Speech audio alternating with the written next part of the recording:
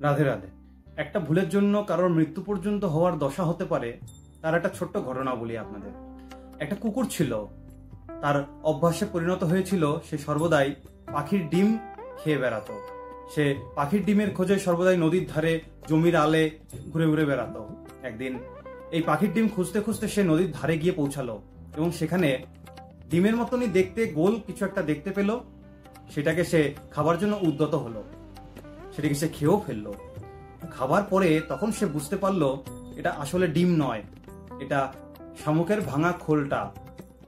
যখনই তার ভেতরে প্রবেশ করলো সেই শামুকের ভাঙা খোলটা, তার পেটে নাড়িভুড়ির সাথে সেটি আটকে গেল। যেই আটকে গেল সে এতটা যন্ত্রণায় ভুগছিল, তার মৃত্যুপ্রায় অবস্থা। তখন সেই কুকুরটি বুঝতে পারলো এবং তখন বলছে যে আমার ভুল হয়েছে, আমি না জেনে ডিম মনে করে খেতে গেছি।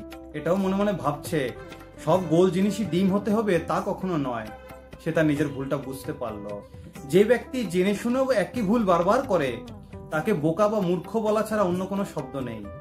আর যে না জেনে একবার ভুল করে, আশা করব সে দ্বিতীয়বার আর সেই একই ভুল আর করবে না। এটা হচ্ছে বুদ্ধিমানের পরিচয়।